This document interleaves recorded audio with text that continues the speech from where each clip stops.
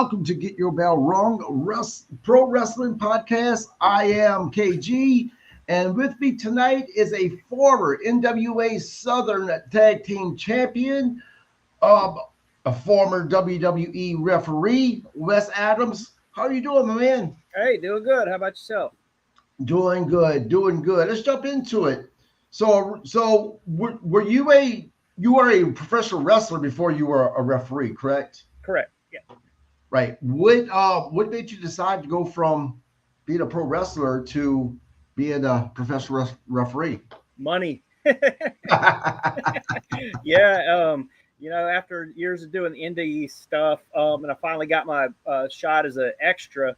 They gave me a couple of matches, and then they were looking for a referee. I fit what they wanted at the time, and John Laurinaitis offered me a contract. I wasn't in a position to say no, so that's how my little sideways turned into refereeing started. Awesome. Nisha Kirsch, I think is pronounced the name. Said, "Hey guys, Wes, I remembered." So a fan of yours, Wes. Yeah. So where did you grow up at? I grew up in Macomb, Mississippi. Oh, really? Yeah. I'm from Louisiana. I used to be in Macomb quite a lot back in the day. Yeah, as you know, it's kind of a small town. And sorry, trying to adjust my computer here. But about an hour south of Jackson.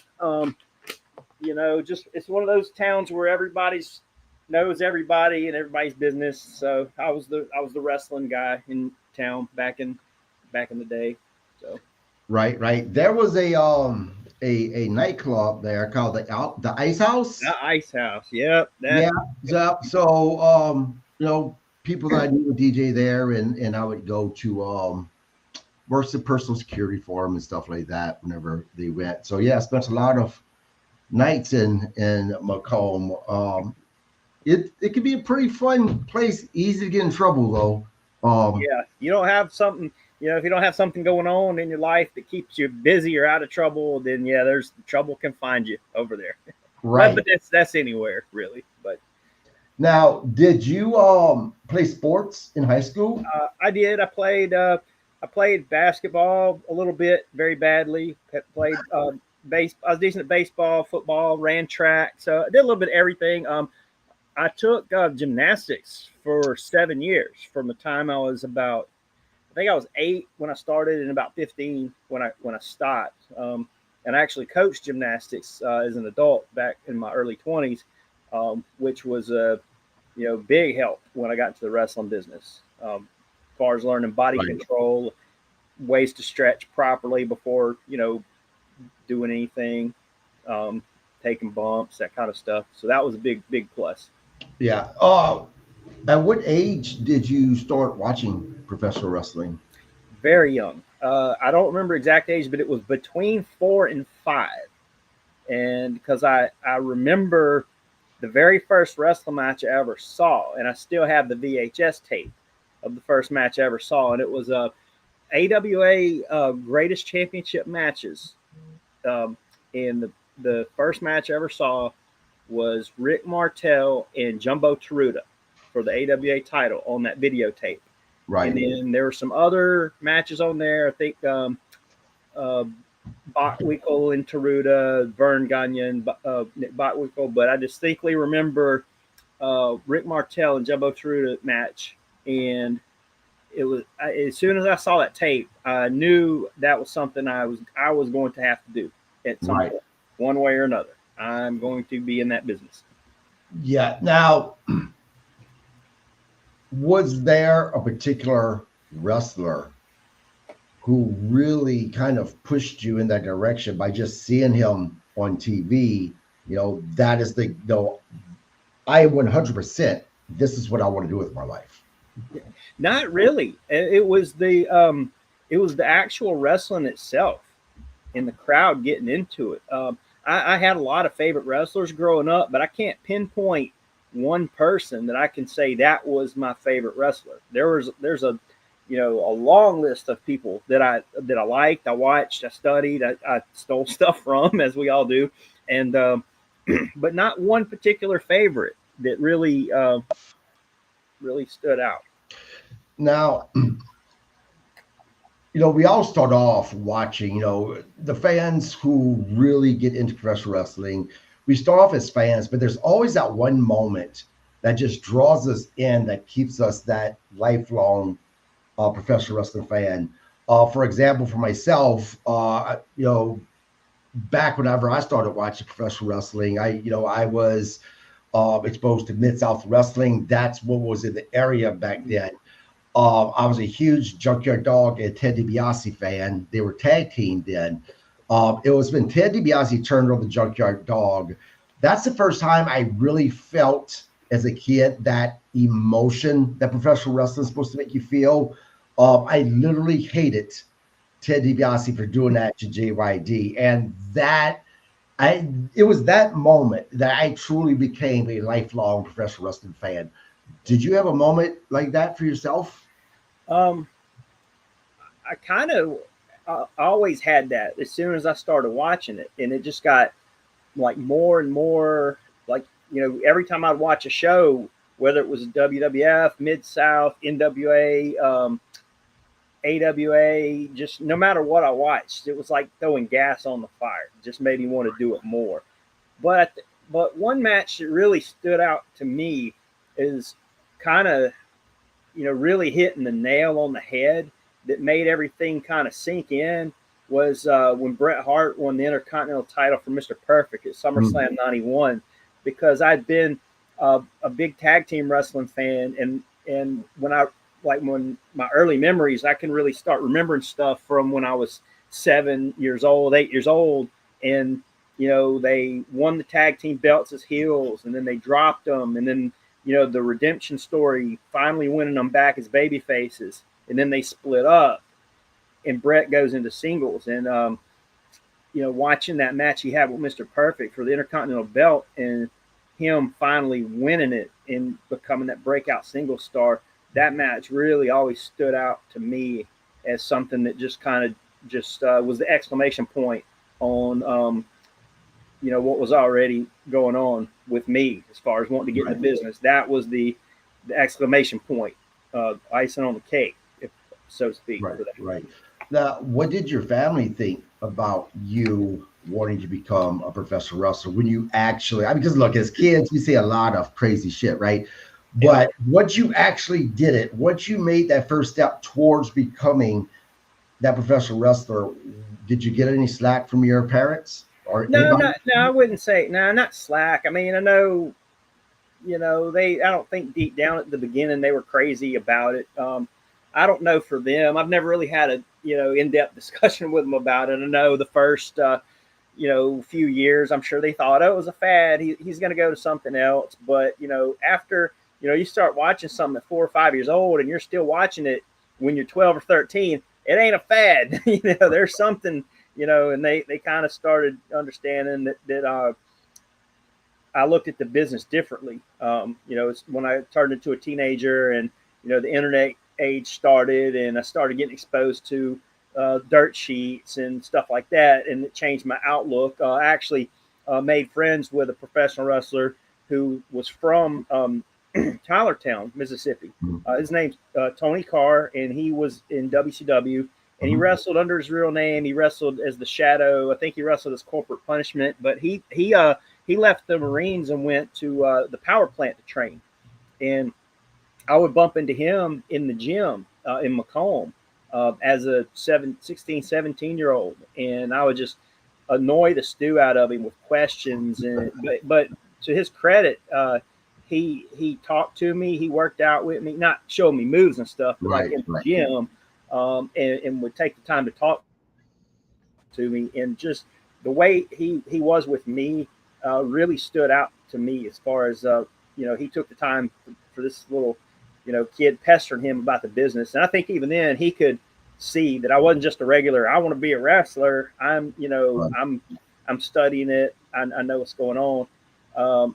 My parents, once I started doing indies, I started in the Mississippi Indies, which is not a very good place to start. Just to be honest, there's no real training schools around here. There's people that think they're trainers, but they're not. And a lot of as Cornette would say, outlaw mud show stuff going on. But at the time, I didn't know any better.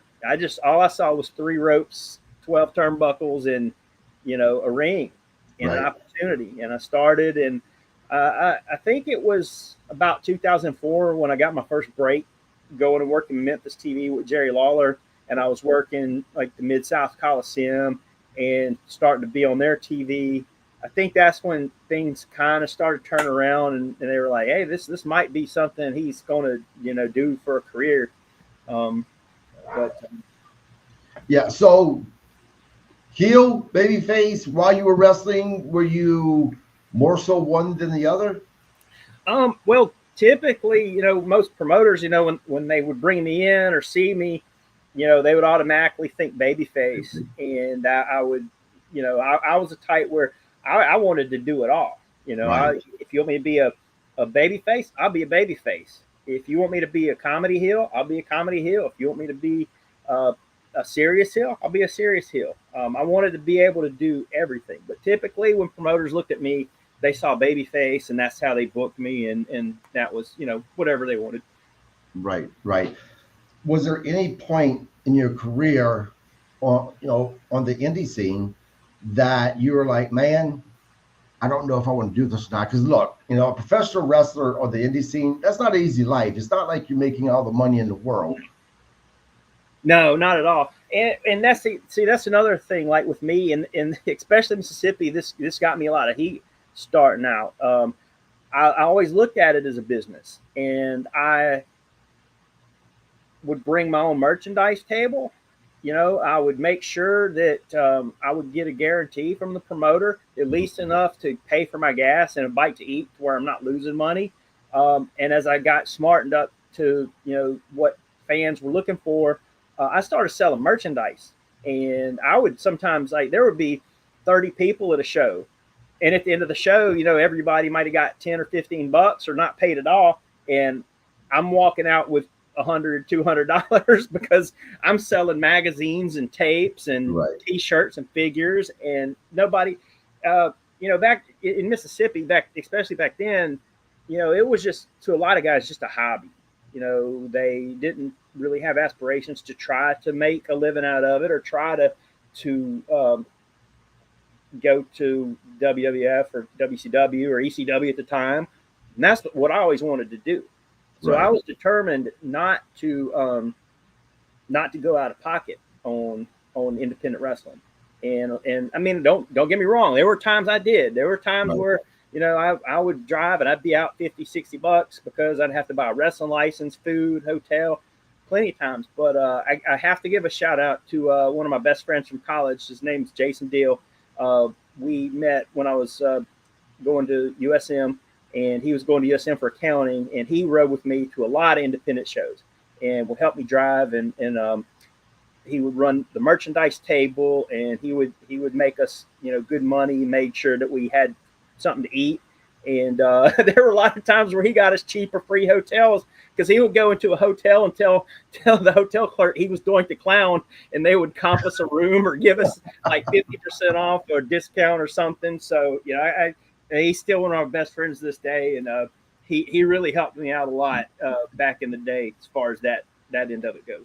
Now, that's crazy that you had heat for doing this, though, setting up your own merch or your guarantee. I mean, that's just good business sense, and you have to know your worth as well. Yeah, and I can kind of see why in some situations. Like here I am 3 matches in, and I have my own gimmick table, and I'm selling, I'm going to Walmart making 22-cent copies of promo pictures and selling them, and making more money in some cases than the promoter probably did. But, that's what happens when you're running wrestling shows just to wrestle.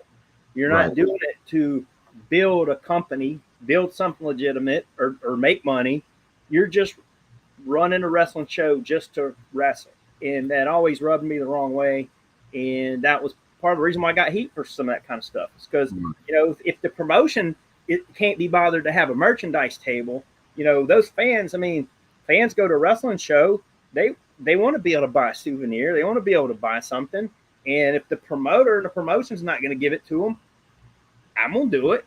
You know, Yeah. I'm going to sign pictures. I'm going to sell T-shirts or whatever. And you know, I don't have any regrets, and my bank account didn't have any regrets either. Because Right. if you know, if I would have been, you know, in college and, you know, losing $75-$100 a weekend on independent wrestling, that probably would have caused me some severe problems Right. at home with the parents, and rightfully so, because at that point you're doing it as a hobby. Right. You're not treating it as a business, and Right. that's the way I was treating it as a business. Right. And man, you're absolutely right about, fans wanting products. I can't tell you how many indie shows that I go to, me and my son, or me and my wife even, and I'm like, I'm not spending money there. I'm just going to watch, and then that's it. And then next thing you know, you're having a good time, you're having fun.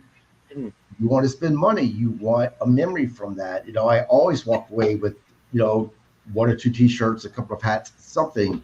So yeah, you're right. That's very smart on your part, especially if no one else is really doing it. Why not do it? Get ahead of that. Was there anyone on the indie scene that kind of took you under their wing or became a mentor for you?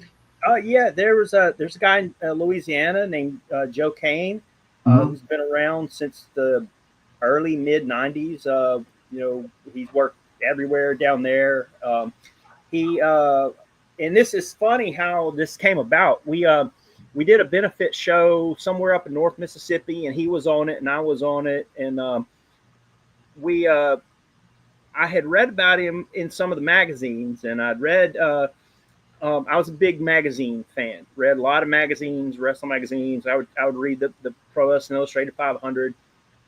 And Joe was the first person I ever met that was an indie guy from that area that was in the PWI 500. And I just was asking him, how did you get in that? Pick your brain. And he laughed and he told me, he's like, I've been sending stuff to them for years. And I guess they finally ran out of room and decided to put me in there. And so I got to talking to him, and he's in really good shape. I was in pretty good shape, and we both had trunks, boots, looked like wrestlers. And I asked him, I said, what do I need to do to get out of Mississippi? What do I need to do to get out of places? And Joe took me under his wing. He helped me get booked in some different places in Louisiana. From there, that turned into me working into Nashville, Tennessee for Burt Prentice, and then eventually turning into me working for Lawler in Memphis. So he really helped me out. He'd work out with me in the ring, before shows, and that I always looked at him as a very big reason why I learned the basics and mechanics of wrestling by watching and training with him. Right. How did you end up going to WWE? Did you send your resume, there? Yes. Yeah. So pretty funny story behind that. So I helped a friend of mine from Memphis. She decided she wanted to run her own event, and I'd run my own events and promotions before, and she lived up around Memphis, and she wanted to run a little spot show sometime. This is around 2006, and she called me and she asked me, because I'd known her for several years. She said, what do I need to do to run my own show? And I gave her a list of things that she needed to do. I said, you need to get out and spell sponsorships, decide what building. Then you need to, decide what talent you want to bring in, and then book the show. And then she knew that she wasn't a booker. She didn't have a lot of experience, and she asked me to book the show for her. And I said, okay, well, this is what you need to do first. I gave her an amount. I said, you need to go get this much in sponsorship money, enough to cover your rent, cover your base talent pay, for your talent pool, and then enough to advertise and make sure that you don't come out of pocket. You don't lose any money. And she did. She went out, she got the sponsorship money. So I told her, I said, how much you need to set aside for talent budget. Don't overbook it. Like on the indies, we're not having this 30 guys in the dressing room. We're going to have 10 tops. Everybody's going to work once and then maybe build up to a tag match main event. And she did that. And at that show, so I booked a card for her, and Sir Mo from Men on a Mission lived in the area. And he showed up to the show thinking he was going to work. And I don't know to this day what his intentions were, because I've heard of stories and I've seen old school guys come to shows. And this was a long time ago. I'm not saying this happens anymore, but guys would come to a show and try to bully their way onto the card and get the promoter to pay them. Even though they hadn't been advertised, they would just be trying to make a quick payday. And did I ever count to 3 on myself? Maybe once or twice. This is a good one.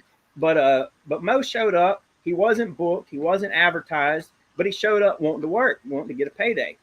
And I remember I went to tell, the promoter. I told her what was going on. I said, look, Mo showed up. He wants to work. He wants a payday. You gave me a budget. I'm not breaking the budget. If you have any extra play money and you want to use him, we can. But if you want him to go home, let me know, and we'll relay the message. And what happens. Well, she told me she had a little bit of extra money, and she asked me what I thought. And I told her, I said, it doesn't hurt to have a former WWE Tag Team Champion on your show. And at this point, Mo was still relatively healthy. I know he's had some health problems in the years since then. This has been almost 20 years ago, but he was still in relatively good shape. He was a good worker. And he's really, really good worker. And I went and I told him, I said, look, I laid out the situation. I said, she has not been able to advertise you. Nobody knows you're here. We can't pay you a lot of money. And I told him what we would pay him, which wasn't a lot. I said, if you want to work, we'll put you on a card. You can take this. You can sell your gimmicks if you want, but it's either that or not. So he took it. So I adjusted the card a little bit to where me and him were in the same match. We worked a tag match. He wanted to work heel. So me and another guy worked against him and Alan Steele for Memphis in a tag match, because Alan knew Mo as well and helped me with that situation. So we had a really good match. We had a really good tag team match. And after it was over, I was, thanking Mo for the match, told him, appreciate it. Thanks for working with us. And he asked me, he said, have you been sending stuff to Vince? And at that point, other than the odd tape and resume, maybe once a year, I had not. Right. And I told him that. I said, no, I haven't been. And he told me, he said, well, you need to get serious about it. He said, you got the look, you can work, you got potential. He said, but you need to try to start, getting booked. And I think I was 26 at the time. And I took his words to heart, because I wasn't getting any younger, for indie wrestling, that's you might as well be 36 sometimes. Right. And so I rented out a building in Hattiesburg where I was living at the time. And I set up a ring. I filmed a couple of matches. I got a couple of my worker friends to film some matches of us working, short matches, nothing out of the ordinary, heel, babyface, good story, a little bit of heat, a little bit of shine, a good finish, match of me working heel, a match of me working babyface. I made a DVD out of it. I made a resume, like a bonded notebook resume. I went to Office Depot, put a bunch of pictures, information about myself, and I made about 7 copies. And at the time I was working for an ambulance company, and I would just go on calls like 2 or 3 times a day. I drove a non-emergency vehicle. Mm-hmm. So the rest of the time I was just hanging out in the crew station. Well, the crew station had a telephone that we could call long distance on, and nobody ever, said anything. So I started sending those DVD packages, and I spaced them out where I would send one every other day for like 2 weeks straight. And I sent it to Talent Relations in care of Mike Bucci, Nova, who was in talent relations at the time. Mhm. I sent one every day. I send it. I don't remember how I sent it, but I sent it to where you have to sign for it, and it doesn't just get thrown in a mailbox. And every day I sat in that crew house, and if I wasn't on a call, I was dialing that number, and I was hitting the extension for talent relations, and it'd say, World Wrestling Entertainment, please name the department that you wish to speak to. Talent relations, ring, ring, ring. Talent relations, leave a voicemail. I didn't leave a million voicemails. I wasn't that stupid. But I called every day until finally I got Mike on the phone, and he talked to me for a little bit. No, haven't got your package yet. I'll be looking for it. Call me back. Call him back a couple days later. I haven't gotten it yet. Call me back. Call him back. Hey, I finally got your package. I haven't looked at it yet. Call me back. Called him back.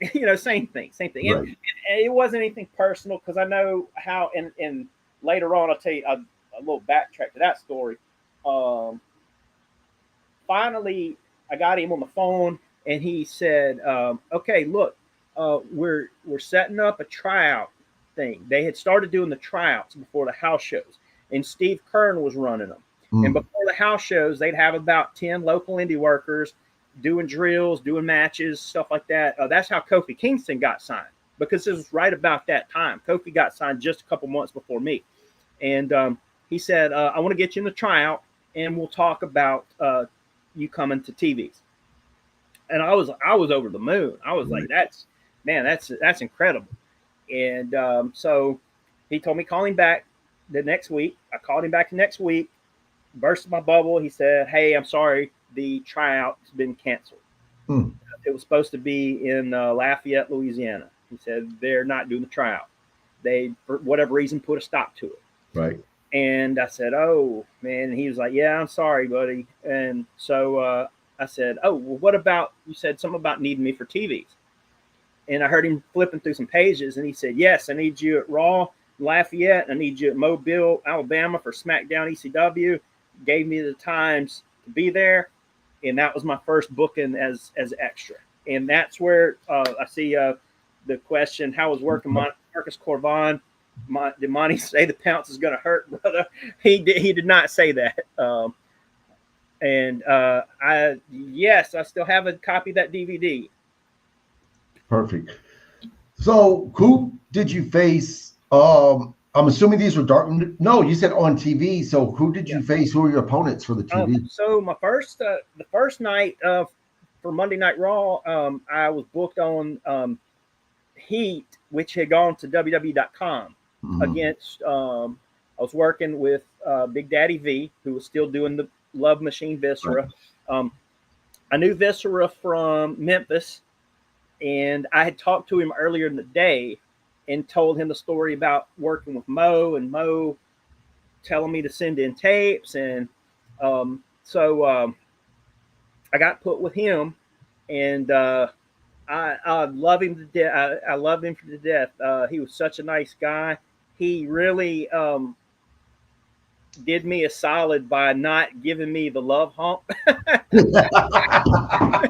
because I would never have been able to live that down. I probably have family members that would have disowned me if that would have happened, but he spared me of that, and God bless him. I loved Big Nelson. He was such a nice guy, and it went well. He told me after the match was over, he gave me a couple of little hope spots, drop kicks, some stuff like that. And he told me after the match, he said, man, you did really good. He said, we get a lot of guys their first match, they just get overcome with nerves and they get blown up and forget things. He said, you came in there, you did, what you're supposed to do. And he said, they'll bring you back. And I was like, that's cool. Appreciate that. Because I did, when I was working for Lawler in Memphis, I did a lot of squash matches and jobs to bigger names like Coco Beware, Tracy Smothers, Doug Gilbert, Brian Christopher, even Jerry Lawler himself. I did a lot of, short TV style matches with those guys, and that really prepped me for that situation. So, so that first night was good. The second night, a little bit of a different situation. I was originally, me and a guy named Adam Evans were supposed to tag team against Deuce and Domino. and we had worked a match out with them, ran some spots. They had just debuted on TV, and we're getting a push, and at the last minute they changed it, and they put me in the spot on ECW. I remember we were sitting in catering, and somebody comes running into catering going, who is Wes Adams? Where is Wes Adams? And I remember thinking, what did I do? And I was like, hey, I'm Wes. And he's like, hey, get out in the ring right now and find John Laurinaitis and Dusty Rhodes. I was like, I got up. I left my good WWE catering food on the table. I ran back out to the ring, and Johnny and Dusty were there, and like, hey, come here, kid. And they told me, hey, there's been a change of plans. You're going to work with Marcus Corvan tonight. And introduced me to him, and another 4 or 5 minute short squash match on live ECW, which I'd been watching ECW the week before. Another good friend of mine, Cassidy Hotshot Riley from TNA, had gotten signed as well. He did a job match on TV for Marcus Corvan, and he got signed as well. So I kind of knew what to expect. I knew to expect the butterfly suplex, the pounce, and the new.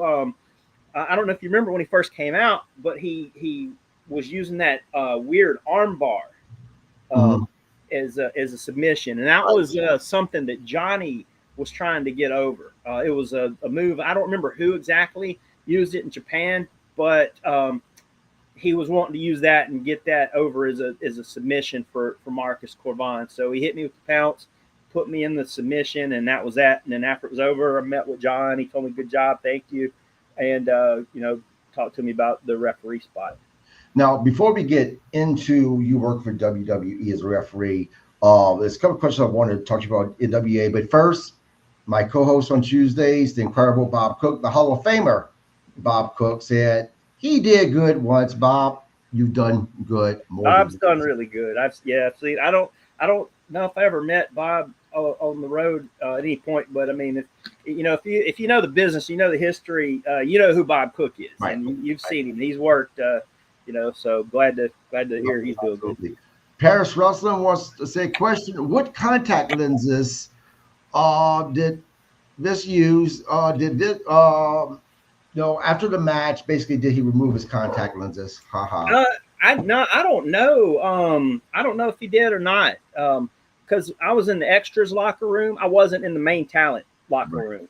So after the match was over and we met with the agents and made sure everything was cool, and we all thanked each other, thanked the referee, and went on our separate ways to change clothes and whatnot. And he went one way, I went the other. So I don't know about the contacts. Sorry. So you wrestled for NWA, which again, if you're talking about WWE, I grew up watching NWA. WWE was really hard for me to get into after being an NWA guy, just because the product is so different. As far as WWE was very gimmicky. The NWA, they had some gimmicks, your Kamalas and stuff like that, but it wasn't over the top. You went to NWA with your cousin? No. Me and Dustin tagged in Memphis. That's right. Yeah, I worked for a couple of the NWA offshoot groups, tag teaming with a guy named Scott Storm as the SNS Express, and then later, after my release, with former WWE and current AEW referee Mike Posey in another NWA branch. Right. Now you had a tag team with that was called the Lifeguards. Yes. I have to ask, where did that name come from? Why the Lifeguards? Tell me the story. There has to be a story. I don't know where it originated. Memphis wrestling was always gimmick heavy. Yes. Now I don't know if during the late 80s, early 90s USWA era, if there was a team called the Lifeguards or anything like that. But at some point, they developed the Lifeguard tag team to kind of be like, the baby face. I hate the heartthrob kind of tag team Right. that they took the bumps, they got the girls screaming, that kind of thing. I think that's what they were going for. We were over, but we lost all the time. Like I was saying, we did jobs for a lot of the bigger names, which is cool. I mean, we were both still young and green, but I think I was about the third lifeguard. There were several before me. Really? But me and Dustin. So the guy that Doug Gilbert is the one that hooked me up with the Memphis gig. I got put in a match with Doug for NWA New South in Mississippi. I don't remember what town it was, but after the match was over, Doug liked it. He was happy with it, and he asked me, he said, "Are you willing to travel?" And I said, "Yes, sir." And he said, "Well, I think you do good working for Lawler in Memphis. They're looking for another lifeguard." I had done the lifeguard gimmick with Dustin in Championship Wrestling USA for Burt Prentice. I did a couple shots up there in late 2003.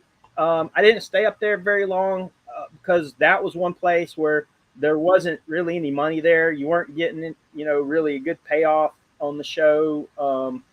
And you weren't, I don't even remember if I was allowed to sell gimmicks or whatnot.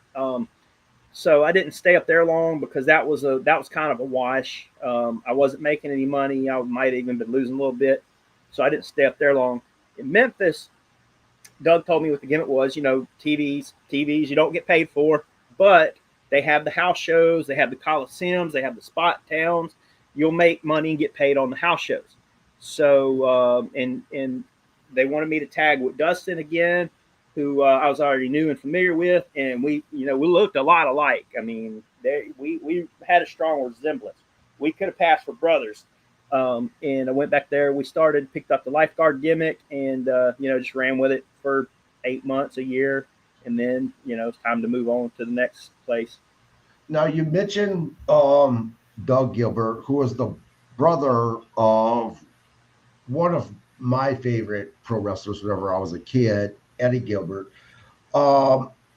Was Eddie Gilbert still around when you first got into pro wrestling? No, Eddie, I think, passed away in early 95, and I was about 14, 15 years old. Okay. Yeah, okay. So, how was it working with Doug Gilbert? Oh, Doug was great. A lot of those veterans like him and Tracy Smothers and Kamala, Coco Beware, and Bill Dundee, Jerry Lawler, if you go in there and you keep your mouth shut and your ears open, you ain't got a thing to worry about. If you go in there and you start calling spots on them and you start pitching ideas and telling them what you're going to be doing, it's probably not going to go so hot. But, Doug, I said, "Hey, just tell me what you would like me to do. I'm all ears." And that's what happened. He called the whole match. I did what he told me to do. And, it was cool. Very cool. You mentioned Kamala, James White. I've been fortunate to meet quite a few professional wrestlers over the years, not just because of this podcast. Most of my career was in running bars and bartending and stuff, so I was able to meet a lot that way. James White is probably the most kind man I've ever met. That was involved in professional wrestling. Hell, he's probably the most kind man I've ever met out of any human being in my life. The way I met him is I was driving through Mississippi.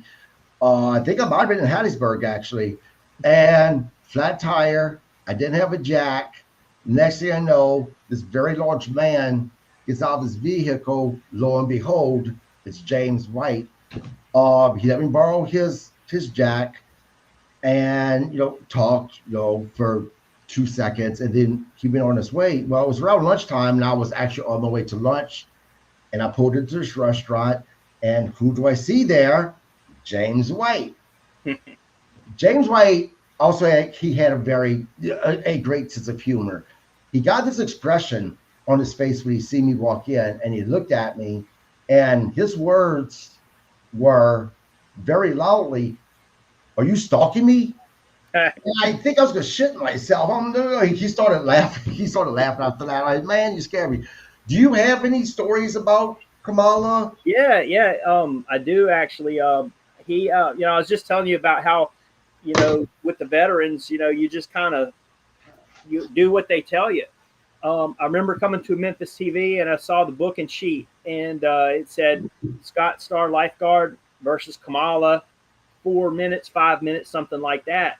And I was like, oh, that's cool. I'm gonna get to work Kamala. So I went and I found him and I said, hey, looks like I'm your sacrificial lamb for tonight. And he laughed and he goes, he said, well, come up with something, kid. And I said, sir?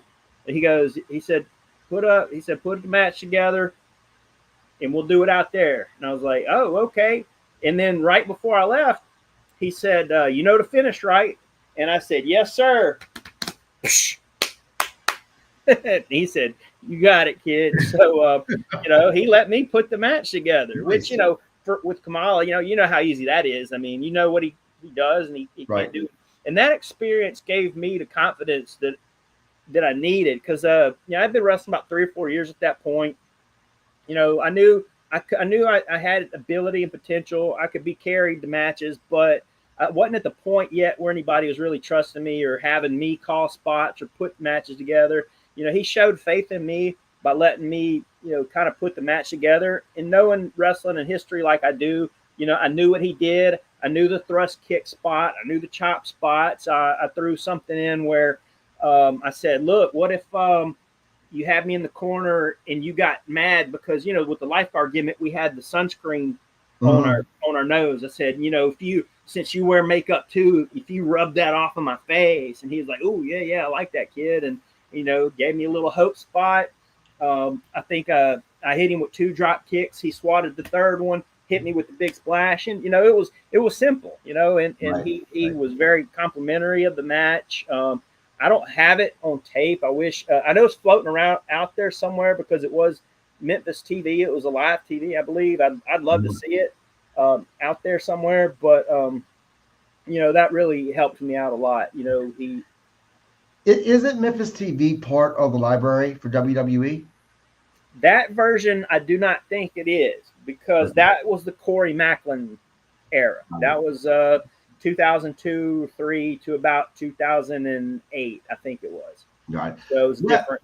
Yeah. Wes, by chance, do you have a light you could turn on and you're starting to get really dark? Yes. Give me 1 second. Sure. And then, Paris, I get to your question as well before we go on. Yeah. For all those who have joined us, thank you for being a part of this episode.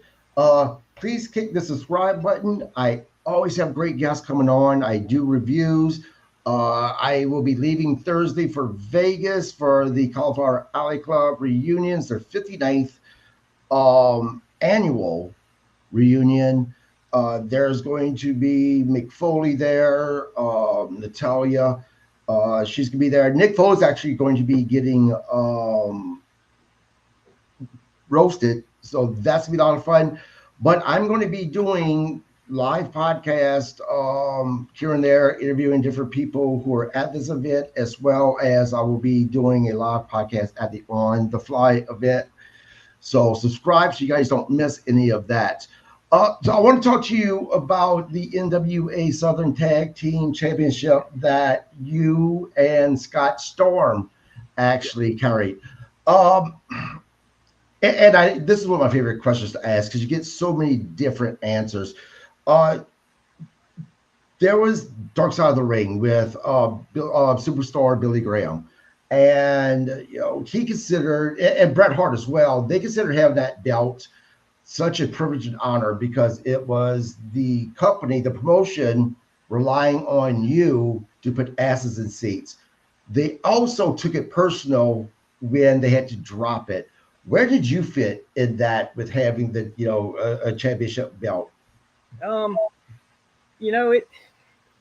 It was really a double-edged sword because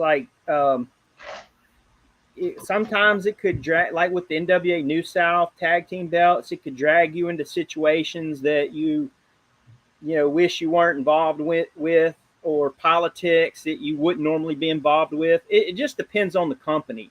Right. Obviously, if you're with WWE or one of the major league promotions, it's an honor to carry the belt, and it should be an honor to drop it to make the next person. But a lot of times, in the New South as an example, that sometimes winning a belt's not worth the trouble, Right. that you have to go through. Right. Now, Pyrus Wrestling, from the roster, what wrestler surprised you the most for being super nice? That's so funny because almost everybody that I came across was super nice, and a lot of that can be from just how you carry yourself. When you introduce yourself to somebody, are you humble, you're respectful, or you walk in? Even if you could be a 10-year veteran, but if you're your first time being booked in WWE, you're starting over from scratch, no matter how long you've been in the business on the indies or whatever.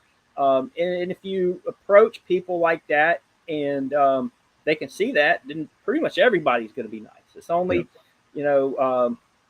very few people that I ever really, I can't right off the top of my head in WWE think of anybody that was just, an ass that, I was like, no, I hope I don't have to see them or deal with them. I mean, I was, fortunate enough to, get along with everybody, all the other referees, the talent, the announcers. I was very, very blessed. Not anything I can say bad about anybody. Yeah. Last question, and then we're going to get into your run in WWE as a ref. Did you prefer being a singles wrestler, or did you prefer tag team wrestler? I enjoyed both. I had some really good tag team partners. Me and Dustin, would have if John Laurinaitis would have seen me and Dustin as a tag team, neither one of us would have been signed as referees, because Dustin was signed as a referee about 2 years after I was. Right. Similar situation. Me and Dustin were a really good tag team. Me and Scott Storm for the New South. The situation, I'm not going to go into it if you want me to, but the NWA New South, me and him were a good tag team for what we were and where we were at the time. Me and Alan Steele, from another Memphis guy, we had a short-lived tag team that I think had John Laurinaitis or somebody from Talent Relations seen it, would have been on TV. This was about 2010. I was trying to get back to WWE. And I'd come up with the idea of a bounty hunter style tag team. I'd bulked up to about 245. Alan's a big guy. He's about 245, 250. And my idea was a bounty hunter tag team that wore makeup. So my vision was a camouflage version of Demolition. Okay. With, instead of like the S&M gear in black and silver paint, it was all camouflage. Right. We had gotten these bounty hunter, almost S&M looking hunting masks, and we have matching singlets. And Alan is a solid worker, good worker, good guy. Me and him would have went far as a tag team had anybody got an opportunity to see it, but just circumstances really. He was living in Memphis, I was living back in Hattiesburg. We weren't really able to get that gimmick booked anywhere, so we didn't really get a chance for anybody to see it. But that was another short tag team I enjoyed that had potential that didn't get really didn't get seen. But I enjoyed being a tag team. This is another thing. I always thought the best thing I would have liked to done was been in a tag team, be involved in a breakup angle, and then go off into singles. Because I enjoyed doing both. Yeah. Now, you mentioned you'd get into something, a story if I wanted you to.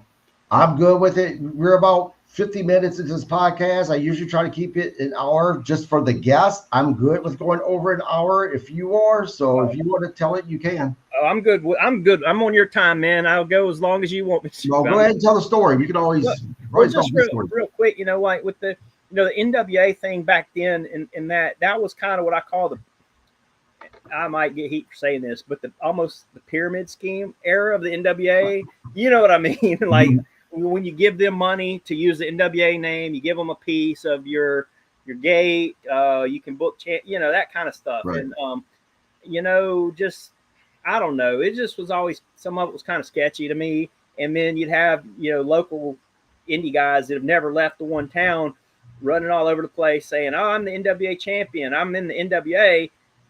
Kind of like, you're from Louisiana. They would do the same thing with Mid-South. Oh, right. Yeah, I've worked for Mid-South. No, you didn't work for Bill Watts. You worked for some new version of Mid-South that popped up. But anyway, I digress. Right. So one of the companies that Nesh is referring to is the NWA New South. They ran up in Greenville, Mississippi, North Mississippi area, drew pretty good crowds, had really good crowds, good shows. The promoter there, he paired me with Scott Storm. He wanted us to be a tag team called the SNS Express. It just kind of really came out of nowhere, but he asked me to do it. Did it. We were a good tag team. We were getting over with the crowd, and we got the tag team belts. We were put over a team called Naughty by Nature. We had a long angle with them. Finally got the belts. Only had a couple of months with the belts, maybe like 2 or 3 months. They ran monthly shows, and it got to be a situation where the guy booking the show, and I'm not going to call his name because, one, I'm not giving him any attention. He don't deserve it. But he was the booker for this company, and did not like the fact that me and Scott Storm were more over than he was. It was just one of those things. And we're not the only people that he did this to. Well, he created a situation that almost cost me a lot of heat with another good friend and mentor to me, which was Bill Moody, Paul Bear. Oh, wow. Good friend of mine. Yeah, he almost cost me a lot of heat with him. The guy that was booking told me that he did not need us to defend the tag team belts at an upcoming show, which was weird because it's a once a month indie town, and to not have, you have 2 championships, not to have one of them on your show seemed kind of odd. So I said, you don't need us to defend the belts? What are you doing? And he's like, no, we don't need you on this show. And I said, okay, well, if you're sure, I'm going to find work somewhere else. Well, it just so happened that was when Paul Bearer was running Gulf South Wrestling. He had started his own promotion, and he had asked about me coming in working for him because I'd known him since I started. Right. And he said, yeah, I have a show that I'd like to use you on that night. So he booked me, and I was going to go work for Paul Bearer's show, which I would have rather done anyway because, it's Paul Bearer. Right. Not even a couple of days after I agreed to the booking with Paul Bearer, the New South promotion calls me and says, oh, hey, we changed the plans. We need you to come in and defend the tag team belts. And I told him, I said, y'all told me y'all didn't need me. I've already made plans to, work another event, and I can't make it. Which turns into he's not coming back to drop the belt. So this person, this booker, and it's not the promoter's name was Bob Serio. And Bob was a good guy. He just got bad information from worse people, and never bothered to call me and find out the situation that this guy was causing. And this guy, he calls Paul Bearer and says, hey, Wes Adams, he refuses to come to our show and drop the tag team belts because he says he's working for you now. And then Paul Bearer calls me and says, hey, what's going on? And I told him, and he knew exactly the person I was talking about, and knew that he was a piece of crap, and knew the drama that he caused for people, not just me, a lot of people in the South. And he had regrets. He felt bad, but Paul took me off of his show. He said, look, I'm not going to bring you in. He said, because I might want to go work for this promoter one day and get a payday, and I don't want to jeopardize that. And I said, hey, I understand. I'm not going to have heat with Paul Bearer. He's Paul Bearer. He had to make a decision, and I totally understood it. Right. When I called the other promotion back and told them, well, hey, he took me off the show. I can come drop the belts or whatever you want me to do. No, that's okay. You don't have to come back. So then they went and told two guys that were, up until that point, friends of mine, a guy named Poker Face and the guy named Rude, who wrestled as Naughty by Nature, two really good workers. They went and told Rude and Poker Face that I wouldn't drop the belts to them and caused them to hate me for almost 10 years. Jeez. Because not one, and this is another thing that bothers me about the independent wrestling, that people will not talk. They will not communicate. Both of those guys, the promoter, nobody called me and asked me, like, hey, what's going on? Will you come drop this belt? Will you not? What's going on? Nobody communicates. All those guys had my phone number. All those guys knew how to get a hold of me. Not one of them did. And at that point, I was kind of already had a foot in the door at WWE. I was going to Deep South tryouts. I was starting to try to get booked as extra. I just washed my hands of the whole situation and didn't give no more thoughts about it until about 9 years later when I saw Rude and Poker Face in an event, and they were still mad about that. And I had to have a conversation with them in private and said, you got worked by this clown who, caused you heat with me for, however long it's been, all because you believed him and didn't even try to talk to me and find out what's going on. And I always hated that about independent wrestling. Everybody talks about being in the business and wanting to be a tough guy, but nobody will have a face-to-face or even a phone conversation with somebody if they have a problem. Like you gotta communicate stuff. You can't just, and that's in any form of life, not just wrestling. If you got a problem with somebody, just talk to them about it. Try to get to the bottom of it, because a lot of stuff could be squashed. Did you know? Is it everything is now? Everything get smoothed over? Well, see, I haven't seen those guys since then. So I hope they remember that conversation, because I was pretty mad about the situation, actually, because I had a lot of respect for those two guys, and I still do. That they could be worked like that, and then I got to thinking, like, well, how many people have they told that Wes Adams wouldn't drop a belt or he didn't want to do business? A promoter might ask them, hey, we're thinking about bringing Wes in. No, don't bring him in. He won't do jobs. He won't drop the belt. How many, it's like a domino effect. Right. As far as I know, that was years ago. I don't dwell on that kind of stuff. It just happened to, pop up when we were talking about the tag teams and the championships and stuff. So now, I can't move on to the WWE thing until you mentioned Paul Bearer. Was he Paul Bearer then, or was he Percy Pringle? He was Paul Bearer. He was Paul Bearer back then. Now, from what I've heard, but not only was he a very, very kind man, but he had a sense of humor. Any funny stories or any ribs that he did to you, or you did to him?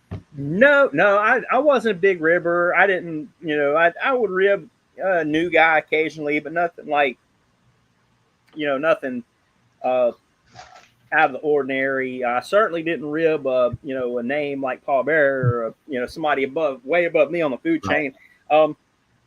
He was just a super nice guy. He didn't ever really rib me. I can't think of anything, I will tell you, I booked him for a show that I promoted one time in Tylertown, Mississippi. And it just happened to work out to where I had him and I brought in Gangrel. And what I wanted to do was set up a tag team match with me and Gangrel, managed by Paul Bearer, against Joe Kane and another guy named Ron Horn that was from Mississippi. And as part of the deal, what I did was I got a sponsorship with a local funeral company to let me borrow a hearse and have somebody drive him to the ring in the hearse to do the opening match promo. The Hills were going to berate him. I was going to come out. The Hills were going to jump me. Gangrel pops out of the casket as a surprise. Boom, there's a tag match. And before I promoted, I think I promoted that show harder than I pushed that show harder than any show I ever promoted. And we had about 450 people there. There was It was a nice house, really nice house. And he asked me.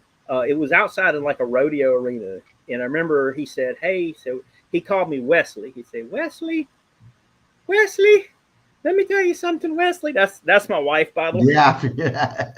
Look, Wesley, I love you, and I know you booked me as pallbearer, but man, it's 110 damn degrees out there. Do I have to wear the pallbearer suit, or can I just wear my Hawaiian shirt and slacks? And I said, Percy, I said, you can wear whatever you want. I said, you're pallbearer. You wear whatever you want. This little town is gonna come unglued when they see you. And he wore, he comes out, he comes into the ring. The hearse comes. We got the Undertaker music. He gets out and he's wearing this Hawaiian shirt. And the place still, they come just unglued. And after it was over, the show was great. Everybody was happy. And he told me, he said, you did a hell of a job with that, Wesley. He said a lot of people would book him, and not necessarily because they were, I don't know, but to me, if you're booking him, you book Paul Bearer. Because he told me himself, he said, I don't see, Wesley, why some of these people bring me in as Percy Pringle. He said, Percy Pringle didn't draw money. Right. Paul Bearer drew money. And I don't know why, if some of the people that booked him were, world class fans, or they just thought they couldn't use the Paul Bearer trademark. But, when I called him and told him what I wanted to do, he said, "Oh, let's do it." He said, "Yeah, you can call me Paul Bearer. You put the WWE logo, whatever you want."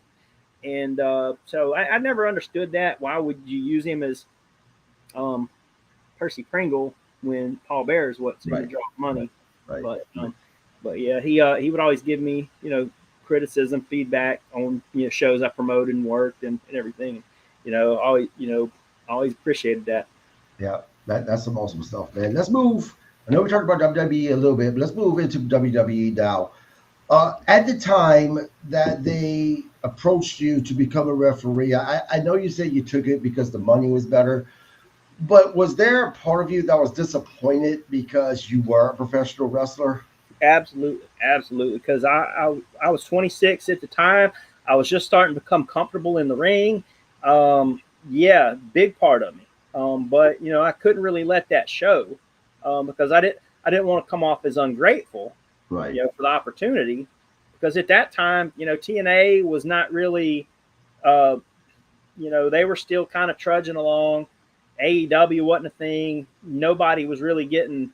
I don't know if at that point anybody was making any money doing Ring of Honor, and Japan is super hard to get into.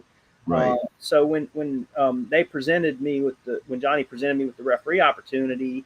I didn't give myself time or credit to say, no, I think I want to keep wrestling for a little while. And maybe if, I don't get any better, then referee. I could have had a little more faith in myself, but at the same time, I also did, I didn't want to burn that bridge. Right. If Johnny offers me on the spot, like, hey, I will give you a developmental deal to be a referee. And I say, well, no, Johnny, I don't think so. How do I know that I'm not going to have heat with him for the next 10 years and I'll never set foot in the locker room? So I didn't feel I was in a position to say no. And truthfully, at the time, the job I had, I wasn't making that much money, had bills to pay, and this was my chance to pay them bills with wrestling. Right. What era was this? Was this pre Monday Night Wars? Was this much after? This was 2007, 2008. So the Ruthless Aggression / PG era. The transition. Yeah, it was like the transition. They had just kind of started the ECW. SmackDown was on a random network. It was, it was a really weird era. It was a weird era. It was like they were, they had their guys that were over: Cena, Taker, Triple H, Shawn, Batista, Orton. But with everything else, it almost seemed like they were just throwing stuff against the wall, trying to see what would stick. Right. The main guys had big angles, but everybody else was kind of fighting for crumbs. And it was a real weird, it was a weird weird time. And I remember whenever I got signed and sent to developmental with Dr. Tom Pritchard, and Tom Pritchard and Steve Kern continued to train me as a wrestler, not just referee, but they had me doing drills and they had me doing practice matches, and even let me in Florida Championship Wrestling. I had a really good manager gimmick down there, and at one point I was told that there were rumors of me, Heath Slater, and Johnny Curtis or Fandango being put into a boy band group because Nova wanted to do like a WWE version of 3 Count from WCW. And I remember he told me, he said, I can see you being like the manager, the little weasel, while they do the tag team and y'all do almost like the Freebird thing. And then I thought I was like, hey man, sign me up. I'll do that in a heartbeat. We'll get that over. And I don't know what happened to it, but after I got called up for the first time for my first dark matches, a couple of other referees that had been there a while, they said, hey, you still refereeing? And I was like, yeah. And they said, well, we had heard that you were going to be doing a boy band gimmick, so we didn't know what was going on. So I don't know what happened. Nobody ever, other than Nova's the only one that ever mentioned it to me. I never heard anything else past that. So it was just one of those, what could have been. But yeah, there was always a part of me that's like, after training with some of the wrestlers and working out in the ring with a lot of them, there was a big part of me that was like, I know I could hang with some of these guys, and I'd love to have the opportunity to. Now, it sounds like to me that maybe you're supposed to be part of the gimmick that went on to be known as the what was the three-man band? Yeah. I don't know if it may be. It could have been because they were notorious for like taking ideas and putting them on the back burner and then them popping them up years down the road. Like if you've heard the story with the Ringmaster, how they pitched the Ringmaster gimmick to Brian Clark, Adam Bomb years before Steve Austin had the Ringmaster gimmick. So they'll have ideas, but they'll just wait for the right person or situation to come along before they debut it. So it very no telling. It could have been. Yeah, I want to mention 2 names to you. John Laurinaitis, who you've mentioned, and Bruce Pritchard. Now, each of these gentlemen, you hear that they were complete assholes, but then you hear from other people that they were great guys. What was your interactions like with these 2 individuals, if at all, and what were your thoughts about them? Well, Johnny's the one that pulled me from being a straight job guy to giving me a contract and getting me started on the road relatively quick. I started in Deep South Wrestling early or mid-February of 2007. Keep in mind, I'd never refereed before, and Johnny's giving me my first dark matches by May, has me on TV on SmackDown by August. Wow. Johnny, I'll say this. I know a lot of stuff's going on right now, and this is the way I look at it. At the end of the day, nobody, when they die, is going to have to confess their sins to me. Right. So I ain't judging. I ain't throwing stones. I ain't making comments on anything of that nature. The only thing I'll say about Johnny is he gave me an opportunity. He treated me well. He paid me very well, gave me the opportunities to get better. And very rarely did I ever have a problem, but if I did, he fixed it. I think one time I had a problem with my paycheck. And I was so nervous bringing it to him because you hate to say, hey, I'm missing some money when you're making really good money. But I brought him my paycheck and said, hey, Johnny, something's not right. And he looked at it. He fixed it. They FedExed me another check. So in that regard, he helped me a lot. I knew who he was before. I saw him do that to a couple of guys at a bar one night. He was sitting at a table, me and him, Ricky Steamboat and Dean Malenko, and a couple of guys, one of my good friends, Ryan Jackson, who did production stuff with WWE for a minute, and the guy that was trying to get into WWE were at the table, and and Johnny was messing with him and saying, "Oh, do you know who that guy is?" And he'd point at Ricky Steamboat and Dean Malenko, and like the guy would be like, either "Yeah, I know who that is," or "No, I don't know." Just kind of see, your appreciation for the business. And I knew, his background. I knew his Japanese background, his WCW background, and I respected his, his finishes. And as far as I know he gets a lot of flack for talent relations, how he ran it in some regards with the talent he signed. But you got to keep in mind, he knew his job. His job was to keep Vince happy. Right. And that he did that for a long, long time. Yep. And I'll never say anything bad about Johnny and the other stuff. Hope everything gets worked out for everybody. Right. Now, did you ever have to work with Bruce Pritchard at all? I did. I met Bruce many, many times. I didn't have to work directly under Bruce because, he was creative. He was writing stories for the talent. Bruce, I'd always go out of my way to make sure I said hello to him. Any of the writers, him, Michael Hayes, Dave Kapoor, who was with Great Khali for a little while. I always tried to just say hello and to everybody. Wrestling locker room, you always want to shake hands and say hello to everybody. At WWE, you do that. It's 3 hours. It takes you 3 hours to do that. But Bruce, I tried to talk with him when I could. He's obviously a very busy man. There are a few times I did write and pitch some ideas to WWE, not for myself, but for other people. And him and Michael Hayes, on a couple of instances, told me they liked the idea, and that they, told me to keep making pitches. And so I pitched a lot of things. A few things made television, and I enjoyed it. Right.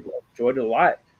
Yeah, Jason. So very entertaining podcast. Thank you, Jason. I appreciate it. And that's another person I've not talked to or heard from in a long time. Jason Souls was the one that originally he got me in to the business. In Hattiesburg, Mississippi, he was doing local independents. I went and watched Independent Show, and I don't remember exact circumstances, but he just so happened to live across the street from me, and I started tagging along with him to independent shows, and he helped me, got me on, some of those early shows, and helped me out a lot. And then eventually when I got, hooked up with Joe Kane, started traveling with him. So another person with fond memories of. Awesome. Well, Jason, thank you for watching. Please subscribe. So you go on to become a referee. Did you miss being the center kind of the spotlight, where when you were walking down to the ring, you heard the cheers, versus now you're the referee, you really don't get that spotlight? Was that part of, you adapting to being the ref? I was, when I started refereeing, I was laser focused on trying to be a good referee. So I didn't think about that too much. I would come out in between entrances, in between matches where the cameras and lights are dim. So, once the cameras and lights came up, I'm already in the ring, So I did, I always wondered, like, what would I have gotten over? Would I have gotten over to the crowds? Would I have been over, at the WWE level as a heel or babyface, which I am convinced to this day, yes, I would have, because, a few people in WWE put it to me like this, that, and this is the reason why a lot of wrestlers with independent backgrounds connect with wrestling crowds in WWE on such a large scale, is because if you work in front of 100 people, 50 people, 200 people, if you can get over with a crowd that size, if you can get over as a heel or baby face, whatever your job is, if you can make 200 people pop, you'll be able to do it when there's 2,000 or 20,000. It's just more people to see your presentation. And I always wondered, like, what kind of situations could I have been in that I could have gotten over, could have gotten a pop? I used to always, me and Mike Posey, we used to, on car trips, we would like fantasy book, like, one of us redoing the Danny Davis angle and, turning, turning heel or fixing a match or something. And I always joke and say, I don't know Brad Maddox, but whenever they did that angle, after I was let go, I was like, now they wait to do a referee angle. When, man, I could have gotten that over. Not that Brad did a bad job or anything, but I would have rocked that. Right. Nisha wants to know if you're going to be doing any more Memphis wrestling shows in the future. I would like to. I don't do a whole lot of independent refereeing. Obviously anymore. My wife and I, we have a side business. We sell toys, sports cards, comic books, and we travel to shows and conventions and street fairs, and we do really well at that. And that's mostly a weekend gig, and there's a lot of prep and work that goes into that. I'll go up to Memphis and work for Dustin Starr. Now runs Memphis Wrestling. He's got his own version. It's getting huge. He's doing really well. Another good friend of mine, his name's Ben Rowe. He runs Coastal Wrestling Federation out of Florida. I'll go work for him sometimes. I'll go do an independent show, when there's a good reason for it. To go do a seminar, decent payday, visit some old friends, have fun. So I don't have anything on the horizon just yet, but somebody calls with the right payday. We have a little boy now. He's about to be 2, so it's got to make financial sense and got to be make sense time wise. Right. And a couple more questions, and I'll let you run. Talk to me about the job of a ref, like for a company like WWE, because it's much more than you just being in there and being able to react accordingly and counting to 3. You have a lot of stuff going on during this match, right? Yes. And I don't know how it is now because it's such a different setup from when I was there. But while I was there for almost 2 years, I had the best of 3 worlds. I was going to developmental and learning and getting paid. I was doing matches on SmackDown or ECW or Raw, wherever they needed me, getting paid. I was working on the ring crew before the shows and after shows and getting paid. Since I worked on the ring crew, I would be able to do expense reports and get all my trans and travel paid for. So nice. I had it good for a while. But man, when I say that was a whirlwind of nearly 2 years. It's one thing to do wrestling, and I had weeks where I'd done double or even triple shots with Memphis.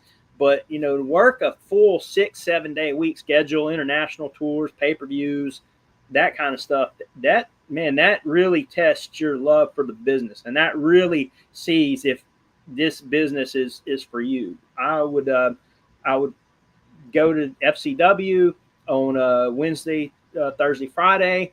I would fly out for a house show or pay-per-view on Saturday, do the pay-per-view, set the ring up, do my matches, get with the producers, the talent, find out what's going on. Sometimes I'd be reffing 2 matches a night. Some nights it'd be 4. You just never know. Tear the ring down, get on the plane, go back home, start all over. And it was like it was a rock star lifestyle, but not without all the partying because didn't have a whole lot. Had a little bit of time for that, but not a whole lot. Right. What is the highest profile match you've had the opportunity to referee? I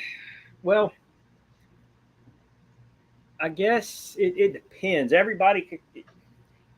I have several answers for that. Obviously, the first one would be, being a part of WrestleMania, getting to do the tri-branded Battle Royal, even though it was, a dark match or aired on .com or whatever it was. This was before the network. But just to be able to say that I was on a WrestleMania. We were talking about the Pops earlier. When the 3, it was me, Mike Posey, and I can't remember if it was John. It might have been John Cone. The 3 of us walking down the ramp before this Battle Royal, And when the crowd saw the three of us walking out, they erupted because they knew WrestleMania is about to start. Not, oh, hey, here comes the referees. Right. The show is about to start. And that was just, man, that was just incredible. So to say I worked at WrestleMania, and to this day still, that's the only WrestleMania I've ever been to, that's obviously up there. I was able to work the Elimination Chamber at No Way Out 2008. Before that, I was able to do the Punjabi prison match. I think Great American Bash with Kali and Batista. I was so this is another good one. SummerSlam 2007. Really had just started with WWE on the road. I was on SummerSlam as a referee for the Divas Battle Royal. Mm-hmm. And that segued into the beer drinking contest with Matt Hardy and MVP, which led to the guest referee taking my place, Stone Cold Steve Austin. I'm in the ring with Stone Cold Steve Austin at the same time in East Rutherford, New Jersey, 18,000 people. That's incredible. So, I was fortunate enough to have some very, very good highlights while I was there.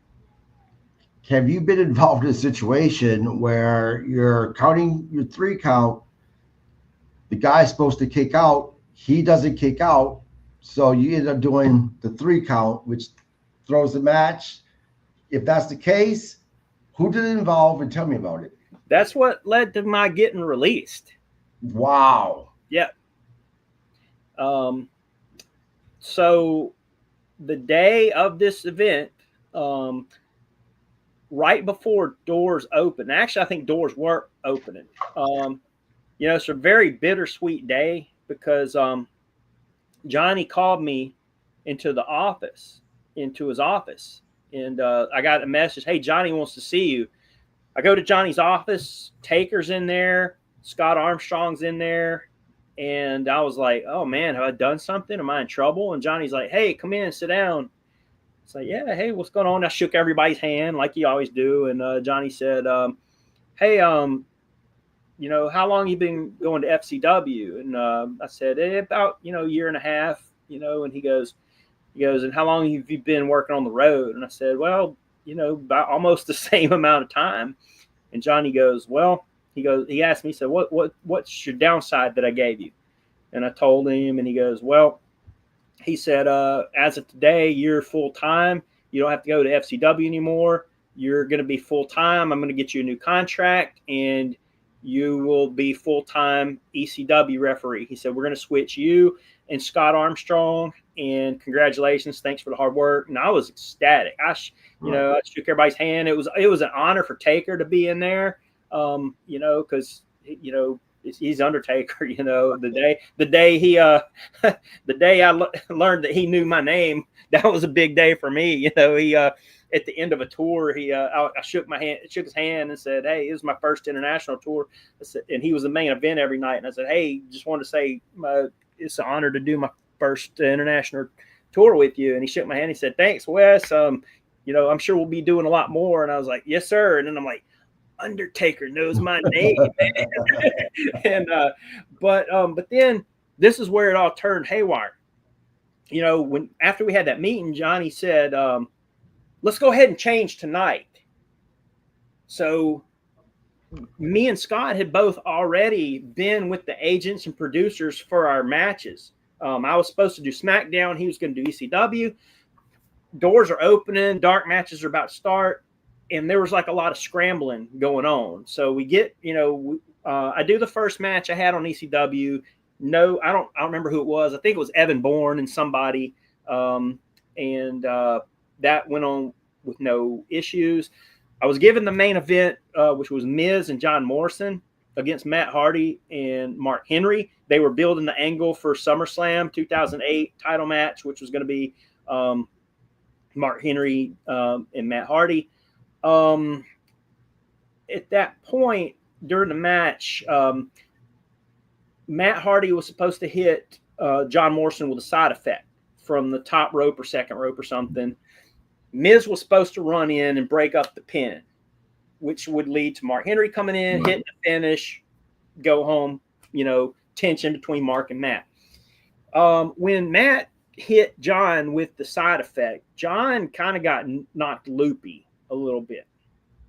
And when Matt covered him, and keep in mind, all this time they had been telling us, hey, treat it as if it's a shoot. If they don't kick out, you count them out. Well, Miz forgot his cue to come in, and my back, I don't remember exactly where I was positioned, but I wasn't able to relay the message because I was kind of keeping an eye on John because he had hit his head. Right. I didn't realize Miz wasn't coming in. It was just like a big cluster, and John didn't kick out on time. I hesitated a little bit before that last three. Miz forgot to run in. Chaos in the gorilla position. Everybody's freaking out. Matt Hardy and Mark Henry were not supposed to win. Mm-hmm. They were supposed to.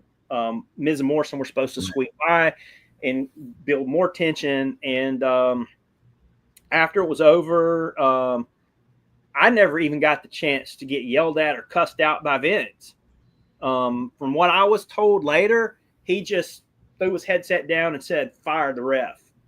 And I got the heat for it. And another thing about John, he asked me, he said, "Hey, what happened during that match? I just made you full time. This don't look good."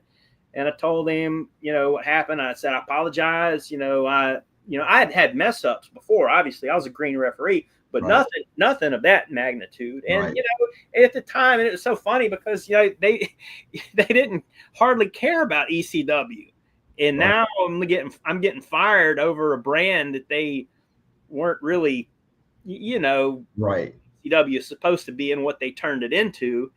And then that Friday, I get the call. Johnny never flat out told me, what Vince said. I heard that from other people, but Johnny told me, he said, "I'm sorry, gonna have to let you go. Go keep working." But he did tell me this. He goes, I remember him saying, "Yeah, probably maybe should have kept you as a wrestler, not a referee."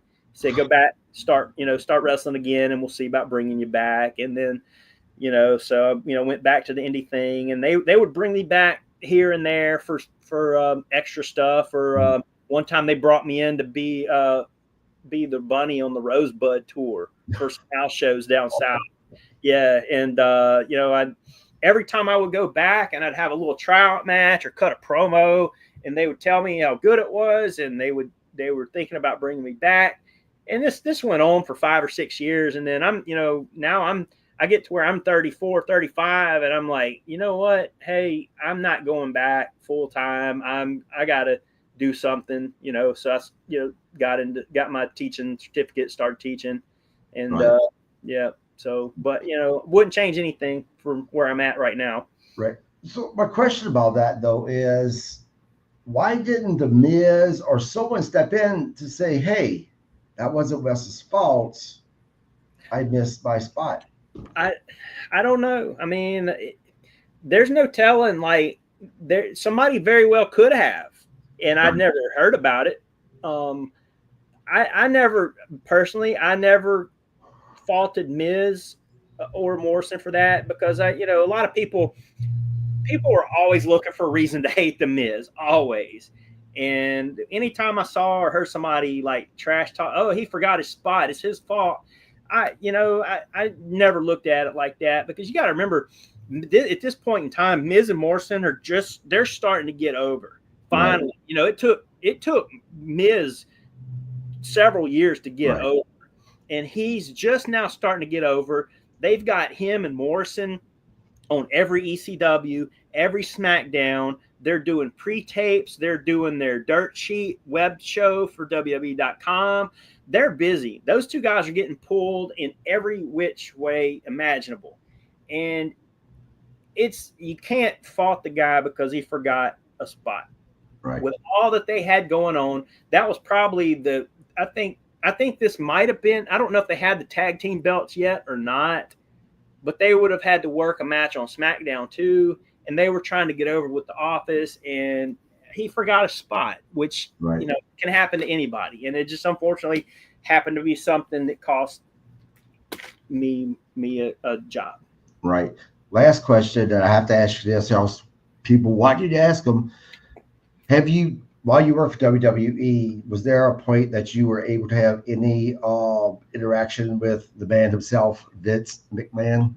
Very rarely. Vince had his own office. He kept to himself. Um, Only on a couple occasions, I tried to, if I passed him, say hello, try to shake his hand.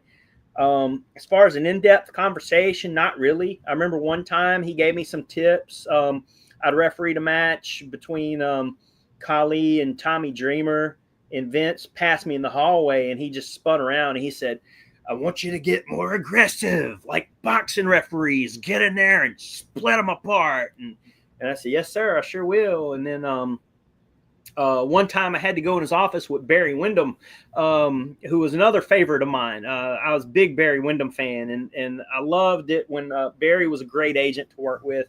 And there was a match on ECW, a Halloween Carnival, Halloween Street Fight or something between Nunzio and Tommy Dreamer.